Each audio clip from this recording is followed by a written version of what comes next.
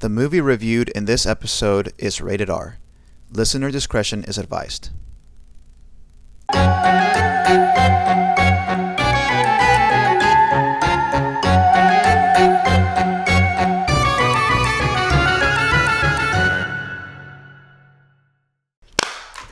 Good evening, everyone. Welcome to the Scary Movie Nights podcast, a bi-weekly podcast where the scares are real, but the friendships are realer. Tonight, we will be reviewing Hellraiser, specifically released in 1987, because there is a reboot that was released in I don't remember. There's in the 2000s sometime. So many Hellraisers. Yeah, there's a lot of sequels, and most of them are directed by Clive Barker, I think. Really? I think so, but that's pretty cool. I have a link that we can go to. Okay. Later. Period. Yeah. I'm Joanne. I'm Mariana. Wait. And we are your hosts for the night, but first... We haven't done this in a while. That's Joanne. That's Mariana. Yeah. No, we leave this. We leave all of this. We leave all of this. There's no editing. I just upload the direct video from the... So, just in case you guys know, we used to have a little run of show script. That I was like, okay, we don't really need that. Let's take just off those training wheels. Take off the training wheels. We got it. So thank you for coming along with us for the growing pains. But let me ask you, what was your pleasure this week? This week, I went to this coffee shop in Austin. That you had to wait. I waited 35 minutes in line at Mercado Sin Nombre, but it was super worth it. They have a Michelin bib, whatever that means, but well deserved. They had a PSL, a plantain spice latte. That's so Honduran / Central America coded. I love plantain, so I was on that like a rat on a Cheeto. And it was so good, and they had some of the best biscuits I've ever had, probably the best biscuit I've ever had, which I also had another great biscuit this week at another restaurant called La Lucha, which is here in Houston. Okay. Freaking great oysters, great biscuits, but these biscuits, so good. Can I ask you, excellent. Do you guys eat a lot of plantain in Colombia? Do we what? Eat a lot of plantain in Colombia? Okay, you do? Yeah, in all of its presentations. I like it twice fried. I prefer sweet plantain. Sweet fried plantain is my favorite. Yep. In soup, in wherever. I love it. When we were in Ecuador, my dad lived there for a bit, but they would do this thing called bolon.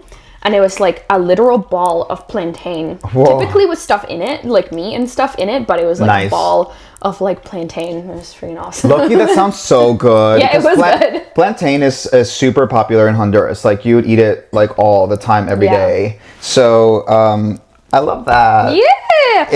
Food extends beyond our cultures. It does. It connects us. Beyond our borders. Thank you, Plantain, for connecting us. Thank you, Plantain. Shout out to Mercado Sin Nombre. They were so nice. Joanne, what was your pleasure this week? My pleasure this week was we are finishing up trimester 1 at our school. So we're heading into Health Week.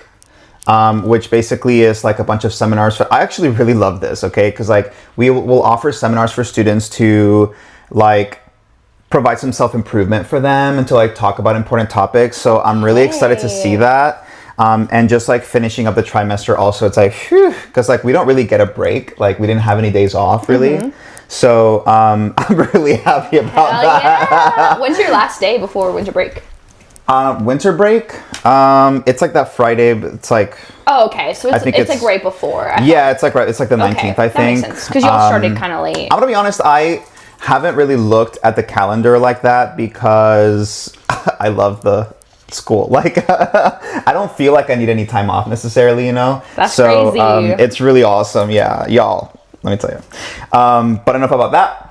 Let's tear your soul apart for Hellraiser. For Hellraiser 1987. Let's do it. Okay.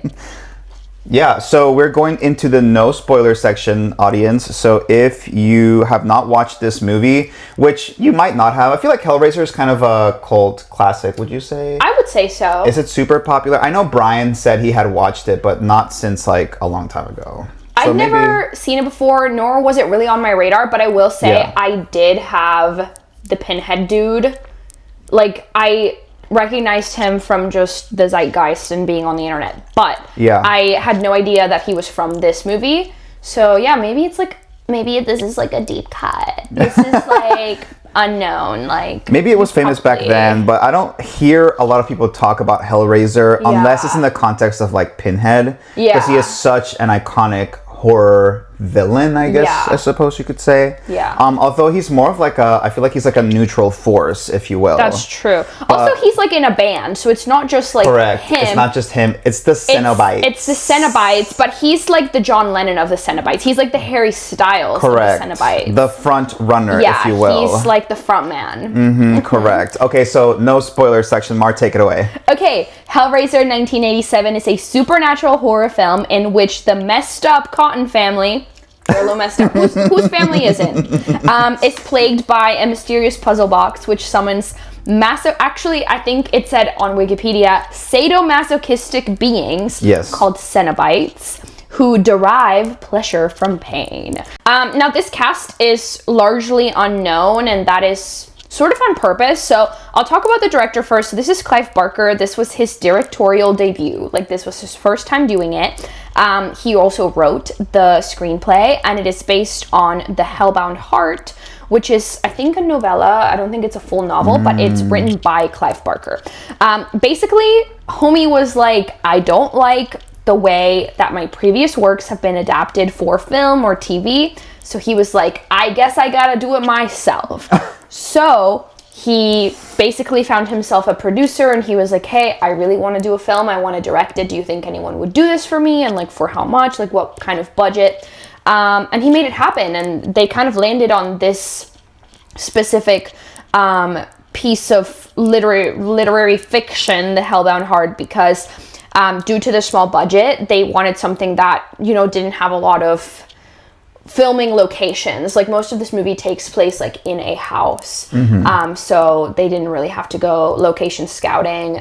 The budget was around 1 million for the film, which is, you know, small for a movie. Not the smallest budget we've seen by a long shot. That would be Creep, sort of. Creep, for sure.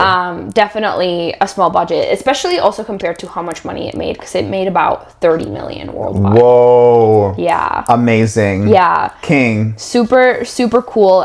Originally, this film had a working title, Sadomasochists from Beyond the Grave, which I think would actually be an amazing band name, like for like a metal band. For a metal band, for sure. Sadomasochists from Beyond the Grave. Logan, write that down. Write that down, Logan. Actually, so we were in Austin this weekend, which is where I went to this coffee shop I was talking about earlier. And we were there for a concert. We went to see this really cool band called Mini Trees. But at the venue that we went to, so we walk up and they have a sign, and there's like another band's name on there. And so we were freaking out. We were like, are we at the right venue? And then it turns out they have 2 stages. There's like an indoor stage and an outdoor stage. Was it Sadomasochists from Beyond the Grave? No, it was, the band was called Pigeons Playing Ping Pong. Or something like that. Like, just as bad. That's it. It's Pigeons Playing Ping Pong, and that was the band name. And just as good? Yeah. And then the opener for the band, so we went to see Mini Trees. The opener for that band they're called Turtle Pond. So everyone's Turtle Pond. Everyone loves animals. Everyone just is into animals, so I love that. Yeah. And then we walked out, and I think the pigeons were playing, and they were pretty good. Nice. Yeah, but we were tired, so we were like, let's go. Yeah. So initially, this film was set in the UK, so all of the actors, like, it all takes place in the UK, which I did when I watched it. I remember being really confused and like, where is this? Like, is this supposed to be New York? Like, I think I definitely heard bits of accents throughout the film. Initially, it was set in the UK, but they relocated the setting of the film to the US, and they actually had to like overdub some of the lines to fix the accents in the movie. It is set in the UK, in the US, but it was filmed in the UK. I really like this movie, and the SFX for this movie, I just thought were great. I love like 80s special effects, like practical effects. I just think it's awesome. This film originally also had an X rating. I see that for sure. Yes. So they actually like reshot some scenes, including like one specific murder scene and another murder scene where the person being murdered is naked. So they just like threw a little more clothes on the guy. But there were also like just additional gore close-ups that they cut out of it, and that's crazy that they cut out gore because the movie is already so gory. Yes. Like there's a lot of blood Hugely. and guts and all sorts of other stuff. I can't imagine what it was like before, and also they cut out some sex scenes because the scenes between Frank and Julia were originally a lot more explicit, which I feel like already it was pretty... I mean, actually, I don't think it was too bad. I do think the chemistry between the two of them was really good, and the chemistry was you really could really good. feel like the sexual tension. But Yes. they did cut out some of those scenes to kind of bring that rating down from an X rating to... This one's rated R, right? Yeah. Oh yeah. Yeah, for sure. Yeah. The They school... toned it down. I bet they showed full frontal. I'm sure they showed full frontal. They showed full frontal as it was. I wonder how that works. We need to research that because I'm like, is it like if it's like too many things on the check mark, they rate it Maybe. X, or Yeah. is it like full frontal's okay as long as you also don't have all of this other stuff? Yeah. I don't know. I don't know how that works. I don't know what the prereqs are. The recs. Because you definitely have movies with full frontal that are rated R. Yes. So But back then, it wasn't as lenient. That's You don't think true. so? Like immediately, like Oppenheimer comes to mind, and like definitely Hello? full frontal in that Yes. one. So all right. I forgot where we were. Okay. Yeah. So they cut some scenes in order to bring this down from an X rating. The score, which I thought was really good, and I feel like I could talk about this every episode now, but I've been actively trying to pay attention to the score a lot more. It was by Christopher Young, and he had previously composed scores for Nightmare on Elm Street 2 and Toby Hooper's Invaders from Mars, which I haven't seen either, but I really wanted to say Toby Hooper's name because I need to redeem myself when I called him Toad. I honestly need to be more conscientious about paying attention to the score as well. Yeah. Because I honestly don't remember the score for this movie. Honestly, unless something, and I think Stands out, right? Yes, exactly. Yeah. I don't really think about it, but I am trying. I am making an effort. Okay, now the Hellraiser franchise is vast. Correct. There are movies. There are comic books. Mm-hmm. I included some pictures in the run of show, and honestly, the comic book art looks just so freaking cool. But some of the films, so we have the original Hellraiser, which is directed by Clive Barker. We have Hellbound, Hellraiser 2, Hellraiser 3, Hell on Earth, Hellraiser Bloodline, Hellraiser Inferno, Hellraiser Hellseeker, Hellraiser Deader, Hellraiser Hellworld, Hellraiser Revelations, Hellraiser Judgment, and then Hellraiser, which I think might be like a full-on remake. 2022. Yeah. Yeah. Okay, so I think which one did I watch? Brian, did we watch Hellraiser 2022? I don't remember watching that. I don't think so. Okay, but I have seen like wow, they just never stopped making them, it looks like, huh? I guess it's a money maker. I guess so. I mean, people love it, right? Yeah. I mean, 30 million on the first film in 1980. Yes. okay, and I did say yes. earlier that Clive Barker has done so many of these. Maybe not, because I'm not seeing his name on a lot of these in Wikipedia. Yeah. So that's interesting that he kind of let go of that project. Yeah, especially because it was like, based on his book. Yeah. Yeah. He wrote the screenplay. It seemed like it was like very personal to him, but I want to say I have watched most of these, maybe not the 3 latest ones. Although there is a Hellraiser. No, I have seen 2022 Hellraiser. That's the one on Hulu. I think I have want to seen see it. that. It was okay. Yeah, so 2022 is a full-on remake of Yeah, the film. it's So like a that's- reboot. Yeah, it's Yeah, a reboot. yeah, mhm. But the other ones seem to be kind of Sequential sequels to Yep. to the original. Okay, yeah, and there are some comics here. My research was brief. I have a job now, which I'm very excited about. Yes, employed girly. I actually I'm into my job. I'm Love happy. that. Yeah. That's I'm not awesome. feeling tired at all. In fact, I want more. Like, Isn't that crazy doing how it's kind like, wait, I'm not tired? I feel like when you switch over to like the not tired job part, it's like you have PTSD. Like, I'm supposed to be doing Yes, something and like you get anxiety exactly. over it, but like... yes.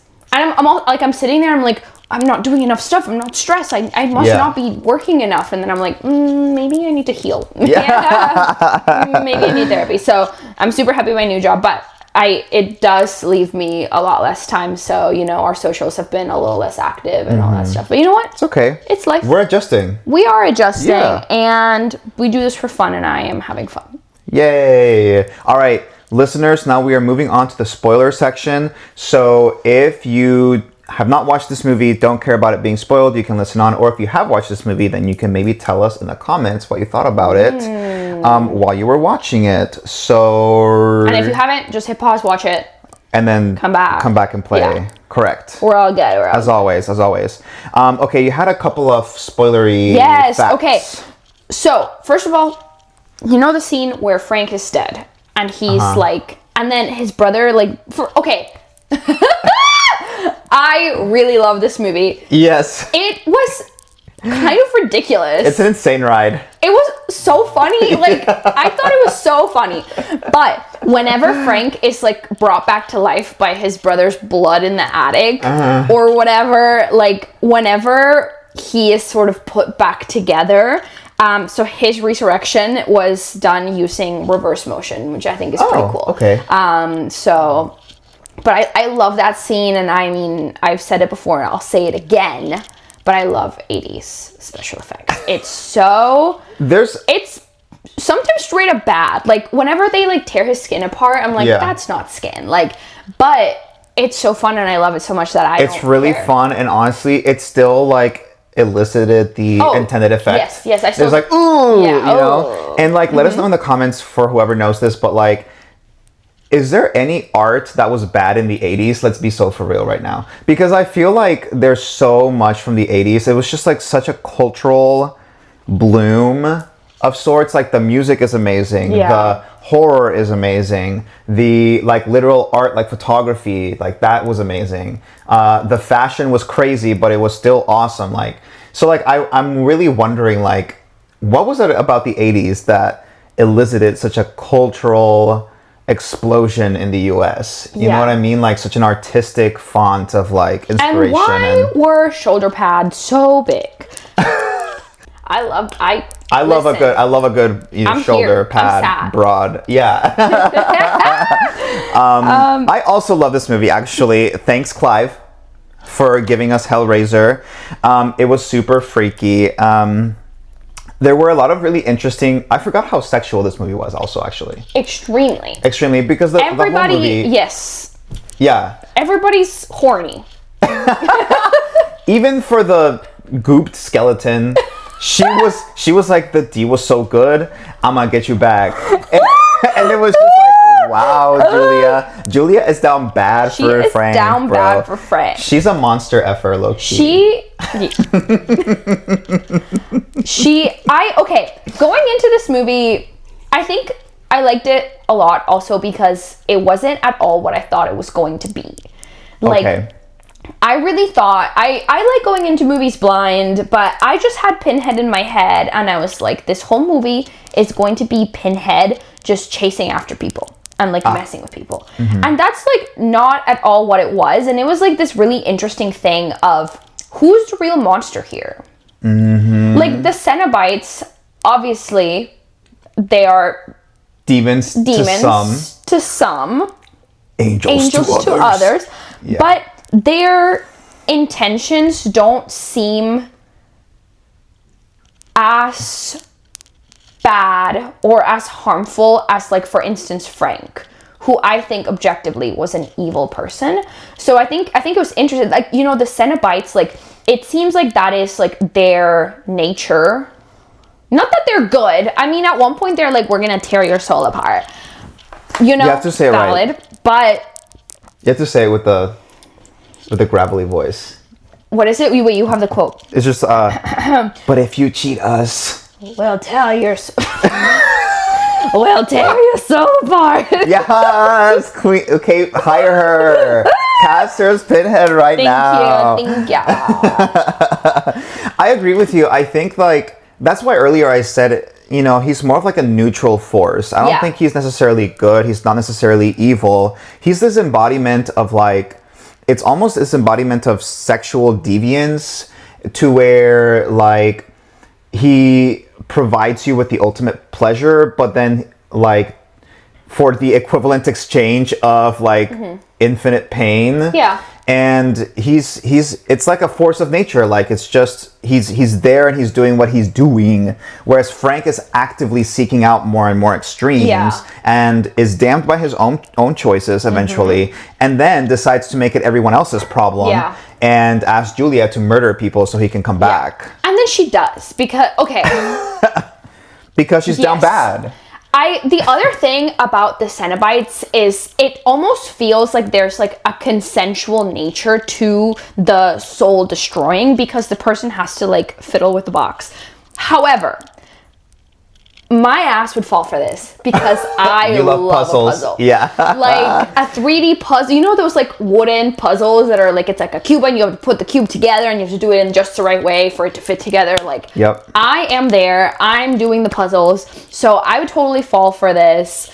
Also, I will say they were so annoying because they told what's her face, Christy. They were like, Christy, if you take us to Frank, you're good. And then she did, and they were like, your ass, your soul is mine still. Although that was really annoying. I think what happened was, so they were like tearing Frank apart and stuff like that, and they did tell her like, this is not for your eyes. That's like, true. Like turn away, like I was leave really now. annoyed at that. I was like, and she just kept watching. Yeah. And I think also that kind of speaks towards, not to get into the themes too early in the episode, but like the theme of like, we're all sort of curious about different, like, more extreme sexual things, you know what I mean? Like, and we might be completely uncomfortable, but it's almost like a train wreck. Like you can't help but look. Everybody's rubbernecking on the freeway. There's an accident. Yep, exactly. So, yeah, I can't say I wouldn't. It's one of those things to where it's, maybe that's one of the morals of the story, to where it's like,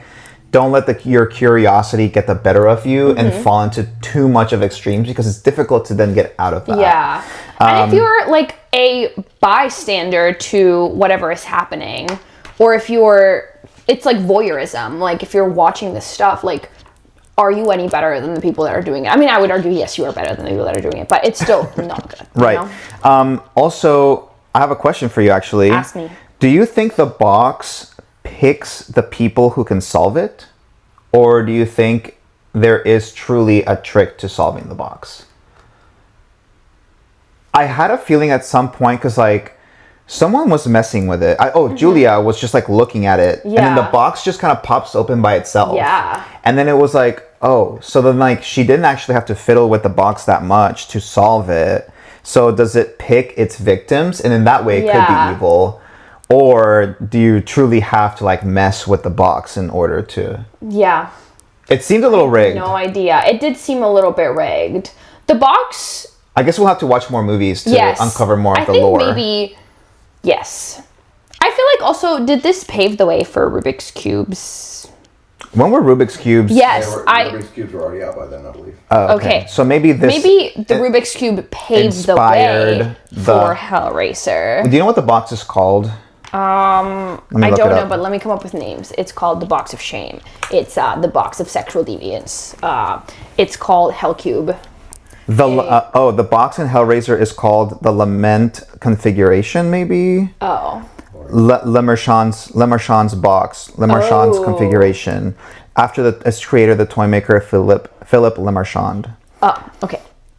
So the lament. Oh, that's right. Okay, I remember some of this lore now. So you know the different shapes that it has, where it's like sometimes looks like a star. Yeah. Sometimes it's like the side is up. The corner is up, and then sometimes it's like a box. Yes. So the box, the cube-shaped configuration is called the lament configuration, and like all of those other shapes, those are different configurations. Also, they have different names, and so according to like the different names, it like represents different things and like different. So actually, okay, I will say, like I said, I watched most of these movies years ago, so I don't really remember much of them. But there is like a very deep lore attached to all of this. And I think especially, was it the second or third one? I don't remember, but like, it's like an FBI agent or a police officer, and he's like investigating all these people like disappearing and like being murdered and tortured and stuff like that. And he finds the box, and he becomes stuck slowly, more deeply into this like hellscape, and he's basically like stalked by the Cenobites and the other creatures my from this hell world. gosh. It was actually a really cool film, and I remember being like I still remember certain scenes of him just like running outside in the dark and just like being so this. Anyway, we should watch these movies because some of them are really good. Hellraiser, the Hellraiser cinematic universe. The Hellraiser cinematic universe HellCU. is very good. Chef's kiss. Yeah, we should totally do a Good job, Hellraiser Clive, for creating marathon. Yeah, we should absolutely do Hellathon. Frank is hilarious. I also thought He's evil. Yes, for sure. But why was freaking skinless, muscly, like literally muscle? Not like he's not built. He's literally you can see the just muscle. Stripped Why was skin. he kind of hot? Why was he? I think it was like the Come to confidence. daddy. That was so funny. I thought he was hotter like without skin than he was with the skin. Like. I don't know if I agree crazy. necessarily. There's a flashback where Julia first meets Frank, and that's when they start hooking up or whatever. Yeah. Both Brian and I were like, okay, he's kind of hot. Yeah. it's the bad boy energy. It's the bad boy energy. But, it's the swag. Swagger. Yeah. It's the swagger. Y'all haven't seen Frankenstein yet, but Okay, well, it's Jacob Elordi. Jacob That man Elordi, can literally wear I slash mean- look like anything. I think he just has this like very. yeah. Are you gonna watch Wuthering Heights? Yeah. I hated the book when I was younger, but low-key, I'm like, why am I liking this? I actually want to reread the book. I I read love- it in high school. I don't remember anything about it. Yeah. But I'm very curious about this movie because it seems sort of strange. Like Charlie XCX wrote, like the Yeah. the I actually music love for the it. trailer song. The trailer song's great. And the trailer looks amazing, but I don't really know what they're doing. And Heathcliff is supposed to be like a POC, and obviously Jacob Elordi is not, and so. I'm just kind of confused as to what that is because I know that like the fact Was that Heathcliff supposed to be a person of color? Yes, because I don't remember. it's part of the story. Like it's really? it's part of the plot line. From what I remember, I thought he was just like a servant, so like a lower class. Yeah, But was he a person of color? I don't actually all remember. that I've read on Instagram. and the internet. But Okay. I've seen it a lot. I do trust it, but it's been a long time since I've read the book. But I do want to reread it. Logan and I, we've been talking about our book club. Yeah. The one that four of us are part of. Yes, that we've read like sort of a book for, but life gets in the way. Have you guys started The Immortal Life of Henrietta Lacks? No. It's really good. You should read it. Okay, well, We finished it. That's why you I was both like, I'm did. finished. Okay. No. Okay. He did not finish it. I meant my students because we read it Okay. for class. That's so cool, by the way. We want to read Mary Shelley's Frankenstein. Okay, period. I hear it's a very slow book, Yeah. so be prepared. Okay, I'm like on the Frankenstein train. So, Okay, back to the movie. Yes. I want to ask you another question. Ask me. Do you think Frank is a vampire? He's kind of vampire coded. he does drink the blood of the people. And that's how he gets his vitality. Yeah, but I think the way that I interpreted it is he kind of needed that to become human again. But like at one point he says like, I'll become human again, or I'll like live again. My assumption is like, no. Well, Okay. let's first of all, what is a vampire? Exactly. Well, that's exactly my point. Like, I'm not saying vampire in the Twilight sense. Yeah. It's more of a vampire in like a derivation of a vampire sense, Sure. to where it's like, he's not necessarily the sexy vampire, but he is like the terrifying vampire. I disagree. To where he He is sexy. well, he's sexy in I'm just a skinless way. Put that on a t-shirt. He's sexy in a skinless way. We have so many t-shirt ideas. We need to do this. I'm still obsessed with the gatekeep gaslight girl boss Yeah, with the gatekeep. jaws shark. Yeah. We need to do that. But anyway, so the way he does it is like he puts his fingers in the necks of his victims, and then you see it like stealing their life force, and like they look all dried up and stuff like that. Kind of like he's drinking the blood essentially, because that's what he's doing. So I'm like, did Clive Barker get inspiration from the vampire mythology to like make And initially, Frank's character? okay, this part I thought was crazy. Out of all the crazy shit that happens in the movie, but they're moving into this house. First of all, disgusting. disgusting, horrible house. Gross. Why would they ever want to? My Anyway. God, I hope they paid someone to get rid of all that stuff. Oh my! Because The I would kitchen, not. I would can't. not I can't. touch it. I think there's a scene where they're like looking at the house for the first time, and he goes in the kitchen and he's like, "Oh, don't come in here." I was like, if I went into a house and I saw that, there's no way you could ever get me to move into it. No, because there's like maggots in the kitchen. Like there's food in the kitchen that Frank obviously has left because he disappeared after solving the box, and there's like maggots in there. No. I mean, so they're like fresh out. And like lots of them. Like this was the maggotiest movie I think I've ever seen. Movie ever. It was so maggoty. Okay.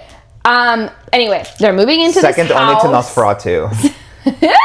They're moving into this house, and he like tears his hand on like the nail as they're taking this mattress up the stairs, which so valid. Like moving a mattress, like girl, crazy. Pivot. That was a couch, but then he like that part was crazy to me because he like cuts himself. And he's bleeding a lot. Yes. And he has this like long conversation upstairs with his wife, Julia.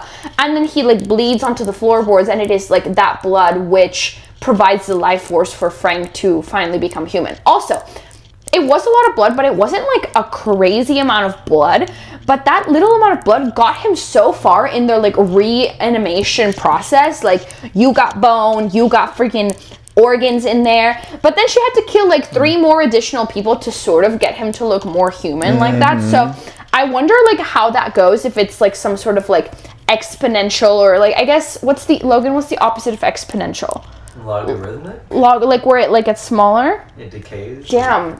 Exponential decay. Exponential decay. Oh, period. Oh my God, we're thinking. Exponential decay. Yeah, where he like it was like a little bit of blood. I think maybe it's not decay. I think it is exponential. Like he requires a little bit of blood at the beginning, and then he requires a lot more. So, but you know what? Like once he took his brother's skin. Like, because like he skins his brother and like puts on his skin. And then he drains Julia, which we all saw coming. Oh my God. She was so shocked. I was like, baby girl. Baby girl, please. Baby girl. You thought you could fix him. I can't. She really did. She did literally fix him by murdering these men. I can fix him. But I don't think that Frank was ever going to be fully human. Okay. That's my theory. Okay. Because even after he took his brother's skin, and I'm assuming also his blood, he was still bleeding. He still like, the skin was like not properly attached because Kirsty like tore his face. Kirsty. By the way, Kirsty or Kirsty? It's Kirsty. I don't know. Whatever. Kirsty. Kirsty. It is Kirsty. Sure. The KR. Okay. Whenever she first comes to the house, because she's like freaking out, she's like with her boyfriend, who I have thoughts on the boyfriend. They're not bad. I just like, he's milquetoast.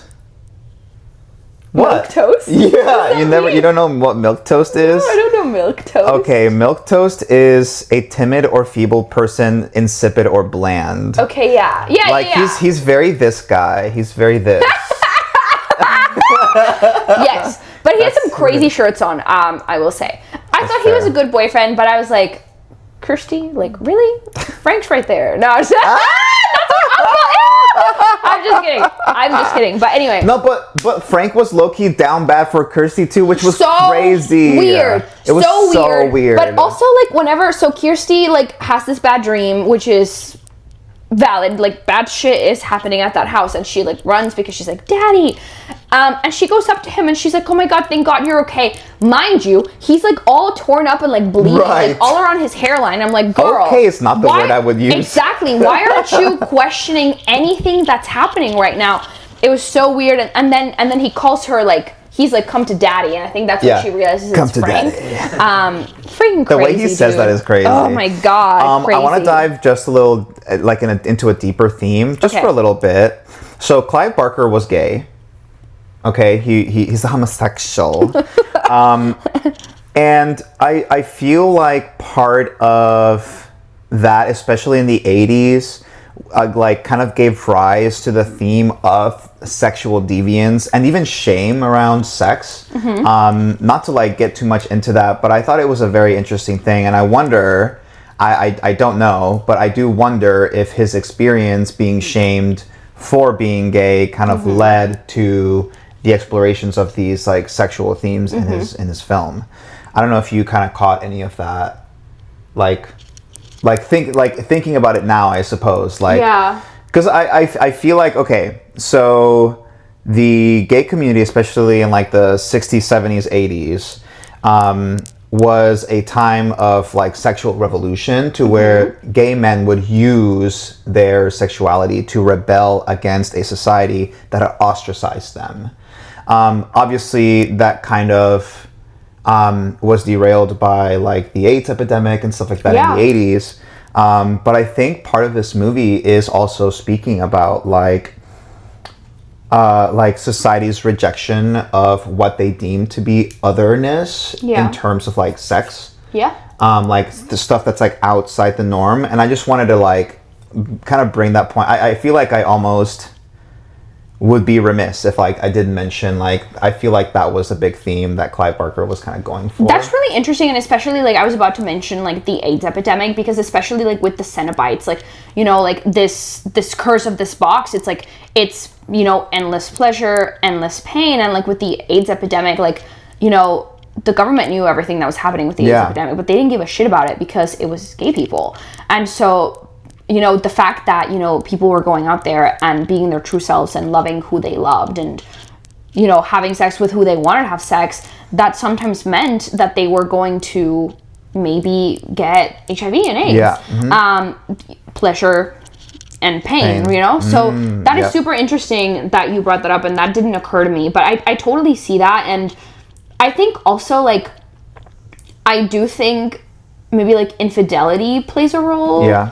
In the movie, like, separate from that, because we do have also, like, we have the scenes with Julia and Frank, and obviously we know how that ends up, but then there is a scene where we have, I think, Kirsty and her milquetoast boyfriend. And I think they have there's a scene where Honestly, they, like, I don't even remember his name. yeah, literally, Steve. I think it might be Steve, which is, like, literally the most basic. Milquetoast. Milquetoast. Let me see. Oh my god. Yeah, Steve. Steve. Hey, Steve. Not even a last name. He doesn't even have a last name. Also, I love all the Cenobite names. We have lead Cenobite, chattering Cenobite, butterball Cenobite, and female Cenobite. This Female Cenobite. this I reminds literally. me- Wait. So did you, wait. You go first. Okay, I'm sorry. I might cut this out. But did you notice that most of their openings were shaped like Yeah, vaginas. Vaginas? Yeah, absolutely. I was getting the throat to see that. I told Brian, like, look at that thrusty. Okay, I saw you write that down, and I was like, what is thrussy? I was like, did he mean like thrush? Like when you have like a yeast infection in your mouth? It's like, look at that stussy. Stussy.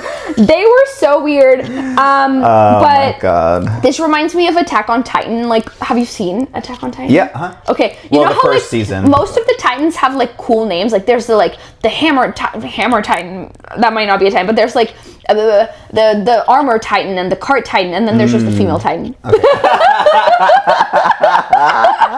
Okay. I feel like the Colossal Titan. I feel like you've awakened some memory in me, because it's just like cool superhero names. Like this, and then just girl. Yeah. Or like the girl one. Catwoman. Like, yeah. But that was so funny. And, oh my god. And also the female Titan, she eats, and she has a cunty bob. Period. And body is tea. She's gotta. Some memorable quotes. Let's do it. You have to do them in character. Anything Pinhead says is instantly iconic to me. Yeah. Like that actor, the voice that he does, the character that he portrays, is just so good.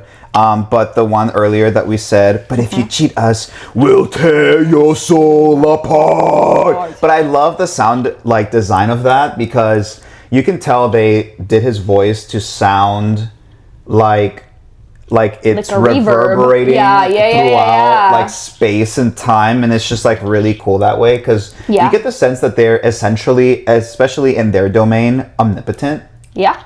You know what I mean? Like they can do whatever they want, whenever they want, as long as you're in their realm. Yeah. And I really think that's really cool. And of course, like, we have such sights to show you. Why was I kind of intrigued? Why was I kind of like, I know, okay, I was like, me. show me. Oh my God. What wait. is it? What's her safe word? Cacao. Okay, last question before Good, Bad, and Spooky. FMK, Okay. Pinhead, Monster Frank, or the one really creepy guy from the bar? Remember that guy? Yes. Where he was... Yeah, anyway. I'm going to kill him. For sure. That was easy, I Immediately. think. Yeah. I will marry Pinhead because he has sights to show me, and I Okay. will fuck Monster Frank. That's a pretty... Yeah, I feel like Pinhead has, like, a retirement plan. Yeah. Like, he has a really good 401k. I think there's going to be generational wealth there. Generational wealth, yeah, for sure. There's a community aspect to it. Community aspect to it. Which I do And like. you know, it's like he's like the leader, Yeah. basically, right? I would be like marrying into a family, and you know, maybe they would give me my own Throsi.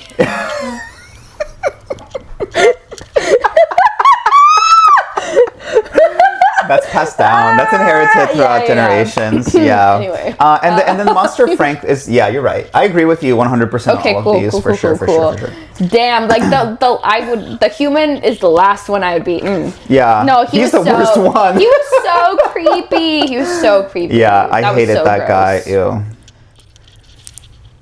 All right, so now we're doing the good, the bad, and the spooky. So, Mar, what's your good? The special effects, excellent, Nice. excellent. Yeah, I didn't understand the rotating pillar. Me neither. But you know what it reminded me of? What? The last Conjuring movie. The mirror? Yeah. The The mirror spinning. Which Yeah. was crazy. Pretty good. I love the SFX. Yeah, the rotating pillar was weird. But I like specifically. No, wait. Do you mean like, the special effects or the sound effects? No, the special effects. Okay, okay. Yeah. The sound effects I thought were good too, but I just love the gore in this movie. It's so almost comical, but so weird and gross and just like fun. And I really did love Monster Frank. I loved like the whole sequence where he's kind of like coming back to life. Just so freaking cool. And like, oh my God, at one point he's like all slimy and he's like touching her, and I was like, but I love it. I'm into Let me it. touch you. Yes. So yeah, this movie's just freaking freaky. It's like, you know, I don't want to yuck on anyone's yum. You know, different strokes for different folks.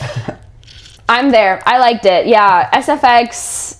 Yeah, and I also love the Cenobites. They were all so weird. One of them like looked crazy, like Jabba the Hutt, and he was like, I bet you that was, what was that one? Butterball Cenobite. Butterball, yeah, Which is, I see that. That's rude.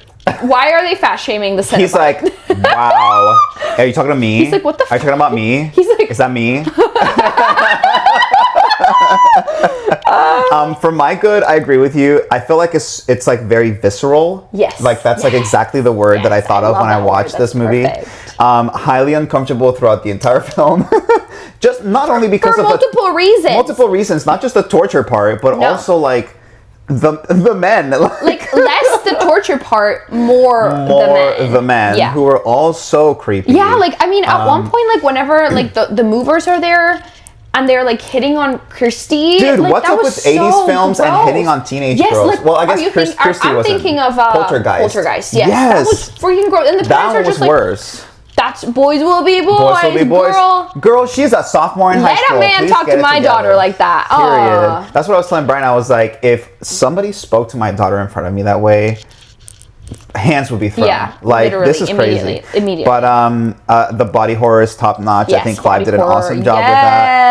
And I love how it sets up the lore of the Cenobites, because they keep the Cenobites mysterious enough that they're like still like, what the heck is going on? But he gives you just enough background of like, you know, angels to some, demons to others, or whatever. And so I really love how he set this up for a universe that they could then continue. And they sure did. And they sure did. And I'm happy about that. What's your bad? Infidelity. Yeah. Yeah. To me, I'm not into sharing my partner. I'm monogamous. I did think the acting was okay. Fair. In some parts. some of the acting was great. I thought the Cenobites were freaking excellent.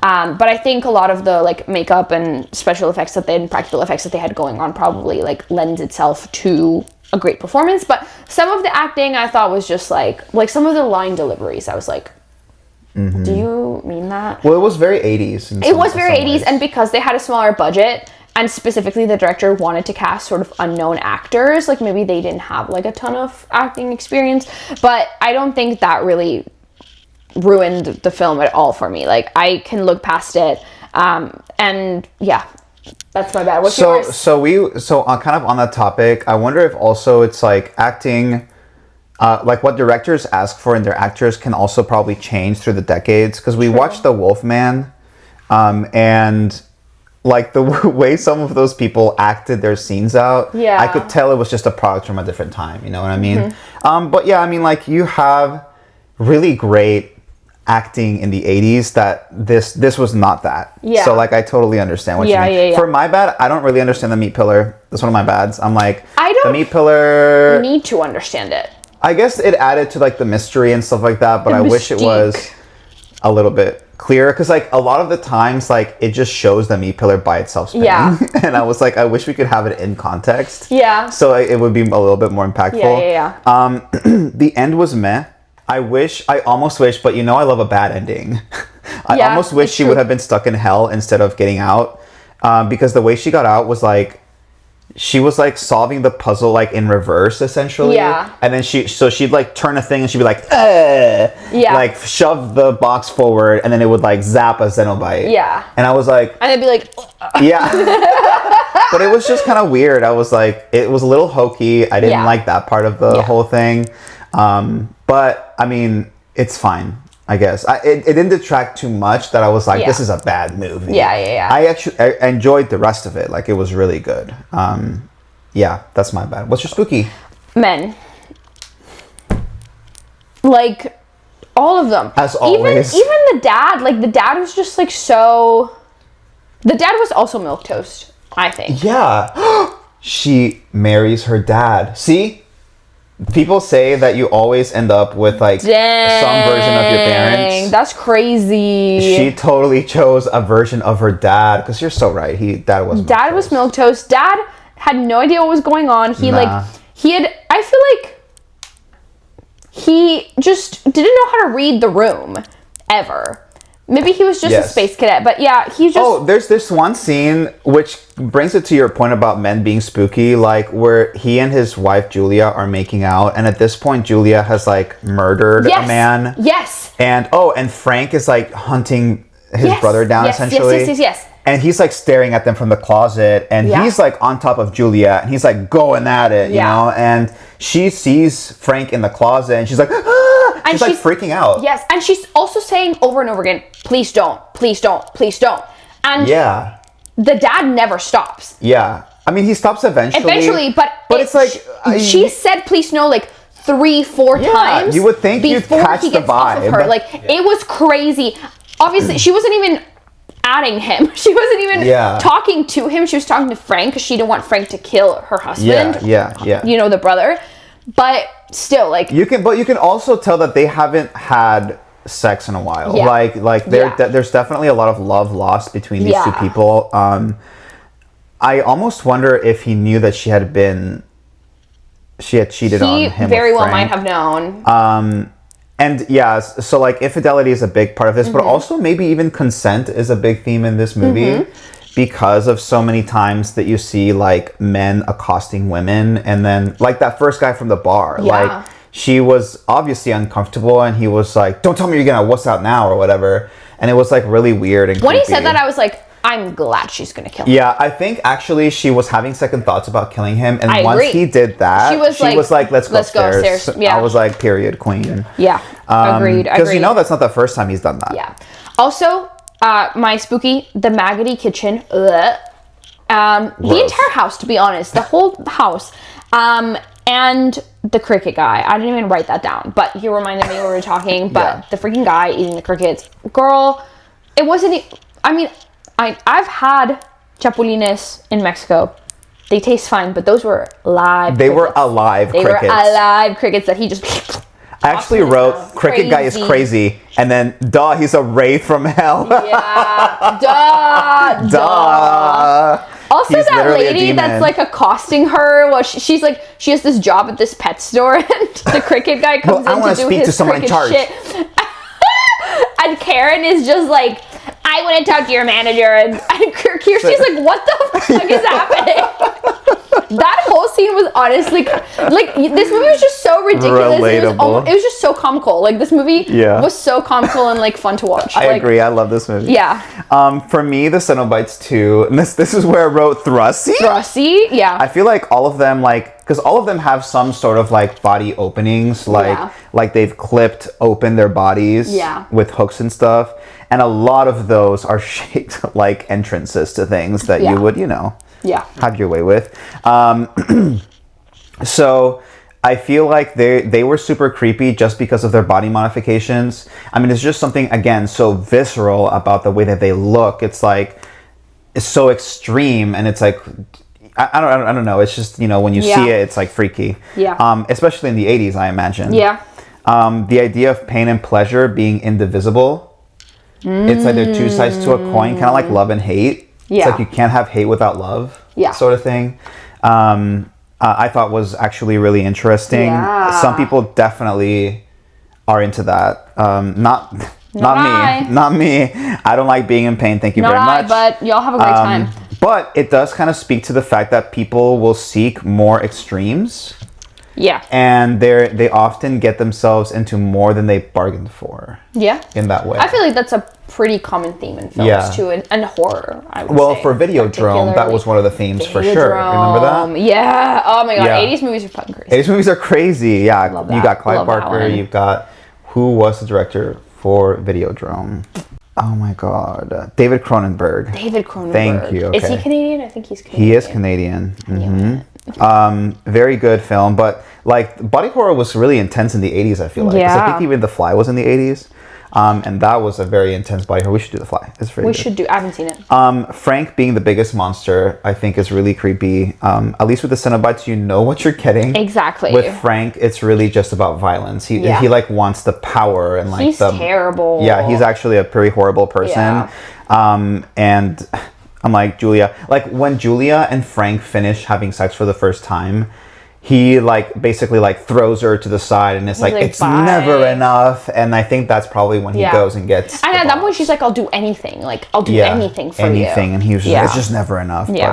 But all right, ready to rate this movie? I'm ready. Let's rate this movie by how many pieces the Cenobites would tear you into. How many pieces would you be hooked I would be hooked on the meat pillar? How many pieces of meat on the meat pillar? on the meat. Okay, you saying meat pillar just reminds me of like al pastor. Like, It's gonna fogo de chao. that's my kind of meat pillar. Meat pillar could mean so many things. Okay, my kind of meat pillar would be, al pastor, like the chicken on. Anyway. Yeah. Yeah. I would be torn into 8 out of 10 meat pieces. Oh my god, I almost ate popcorn. I shouldn't. For the audio. For the audio, I can eat popcorn. Okay, Joanne, what about you? How 8. many? 8? 8 meat pieces. 8. Yeah, 8. There will be 16 meat pieces 4 plus on 4, that 8. meat pillar. Yeah. Yeah, 8 from Mar, 8 from Yeah. me. Yay. I also love whenever they like his face is like sort of puzzled together. Yeah, and they're putting his face together. The Cenobites are crazy. They're just really into oh my God, they're so puzzles. silly. They're just into puzzling. All right, now we're gonna read some Letterboxd reviews. Yes. We're gonna read some Letterboxd reviews that I actually found kind of hilarious. So Mar, you get I'm you get so first ready. dibs. I usually never forget to read Letterboxd reviews, but I didn't for this movie, so I'm glad I Nice. didn't. Okay, cool. Okay, this is by Amaya. Gonna tell my kids this was 50 Shades of Grey. Oh my god. This one's by You know Aaron. the Cenobites are kind of gray looking. You know what? That's true. Yeah. Mm-hmm. Okay, you go. This is by Aaron. Repulsive and kinky are words that can describe both Hellraiser and myself. Love it. Okay, this is Reese. If this is the price one must pay for getting a silly little trinket from the flea market, then so be it. I feel like this is you. This is me. I'm constantly, I love antiques and antiquing. And every time I buy something like jewelry, I'm like, is this haunted? We'll find out. Okay. Mar is, yeah, she's down for a trinket or two. I love a trinket. Yeah, she is. Or like old Or she jewelry does. and stuff like that. I'm like, is someone like something? Logan, can we attached to this confirm? ring? That Yeah, I like a trinket. She's a trinket and an person, antique. yeah. No, it's- You just it's showed not us some true. trinkets you got. Yeah, we. I There's never enough trinkets. Never enough trinkets. I love a When we trinket. get to heaven, there's gonna be a massive bag behind us. I love a trinket or a handmade good. So Nice. there's that. Support your local Support artists. small business. Correct. This one's by Jake Cole. Clive Barker simply excels at making horror films in which the boys are back in town. Yes! I love it. Cenobite party. Yes. Okay, this is by Jacob Knight. Still one of the best arguments for enjoying a fairly vanilla sex life. You want to try what? Maybe this is about kinks. Is this movie about kinks? It might be, you know. this movie it about might be. kink shaming?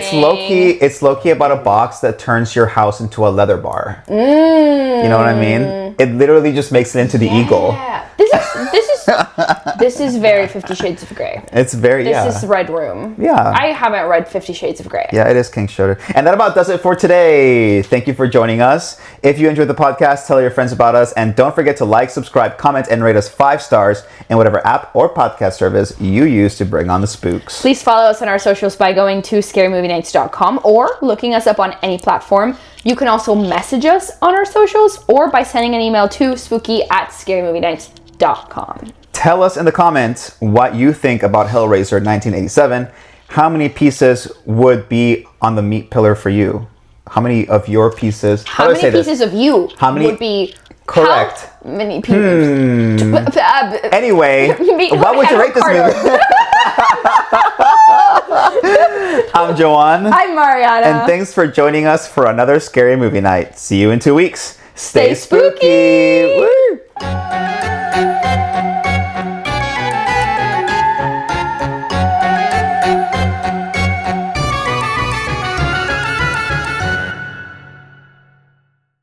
Dun, dun, dun, dun, dun, dun, dun, I'm gonna remix this every time. I feel like I need to think of a remix. Yeah, for sure. Hell yeah. Excellent.